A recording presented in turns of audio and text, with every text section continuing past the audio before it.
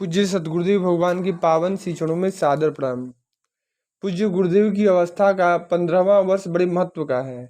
इसी वर्ष में विवाह संस्कार हुआ और इसी वर्ष में विवाह के बाद गुरु मंत्र मिला।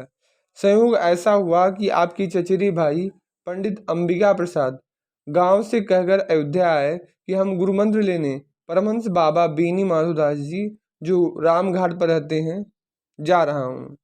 संयोग से कुछ ऐसा काम पड़ा कि उनको गांव वापस बुलाना था। तो पूज्य गुरुदेव कृपा पुरुषोत्तम परमहंस श्याम मंगल दास जी ने कहा कि हम जाकर बुला लाते हैं। तो आप परमहंस जी के स्थान पर आए। भाई अंबिका प्रसाद से हाल बताया। भैया ने कहा कि मंत्र मिला नहीं है, मंत्र ले लेते हैं तब चलते हैं। तो आपके मन में भी विचार आया कि मुझे भी मंत्र ले लेना चाहिए।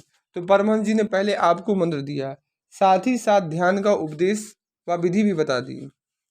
बाद में पंडित अंबिका प्रसाद को केवल मंत्र की दीक्षा दी। तत्पश्चात दोनों भाई साथ साथ घर आए। आपको मैं दादा गुरु परमहंस बाबा बेनी माधोदास जी का परिचय देने जा रहा हूँ। तो परमहंस बाबा बेनी माधोदास जी को आगे हम दादा गुरु के नाम से संबोधित करेंगे। आप लुहरी के त्रिवेदी ब्राह्मण निवासी ग्राम असावरी जिला उन्नाव के थे। नेत्र संघ के समान थे, पुतली नहीं थी, पढ़े लिखे नहीं थे, गोरे गोरे धुरी देह के थे।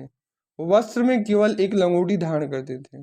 सर में एक पतले तंजेब की चद्दर 2.5 हाथ की बांधते थे, जिससे स्नान करने के बाद बदन पोंछने का काम लेते थे। मक्खी मच्छर से बचाव के लिए एक चद्दर तंजीब 7 हाथ की ओढ़ते थे। जब ध्यान करने बैठते दिन में 3 बार स्नान करते थे। आपका वीर्य ऊर्ध्व था, गर्मी बहुत लगती थी। जाड़े में कुछ विशेष नहीं बिछाते थे। गर्मी शांत करने के लिए प्रतिदिन 1 पाव खट्टे नींबू का रस पीते थे। आपको राजयोग सिद्ध था। आप जनक जी की अंशा अवतार थे। यह बात स्वामी शंकराचार्य जी ने काठियावाड़ के एक भक्त को बतलाई थी। आपको 14 वर्ष की उम्र में शंकर जी ने प्रकट होकर ध्यान बताया था और बताया था कि यह ध्यान बीज का है, इससे आसान और कोई नहीं है।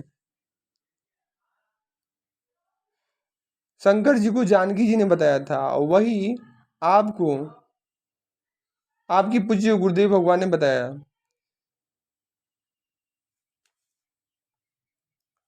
भगवान शंकर ने कहा कि आपको इससे सब प्राप्त होगा, तुमको सिर्फ राम मंत्र जानकी मंत्र लेना पड़ेगा। तो इस विधि के भजन से 15 दिन में ही दाई जांग पर राम जी और बाई जांग पर महारानी जी आकर विराजमान हो गए छोटे से रूप में। राम जी ने पूछा क्या चाहते हो? तो दादा गुरु ने कहा कि हम आपको ऐसे ही देखा करें।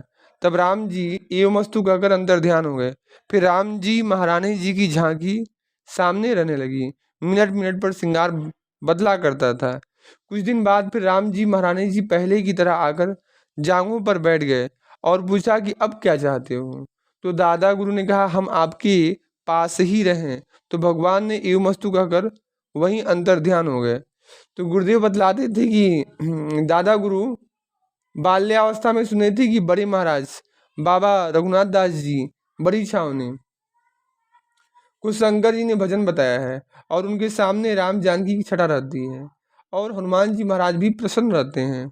तो दादा गुरु की सुरती बड़े महाराज बाबा रघुनाथ दास जी में लग गई थी। वही ध्यान को हनुमान जी ने दोहरा दिया था।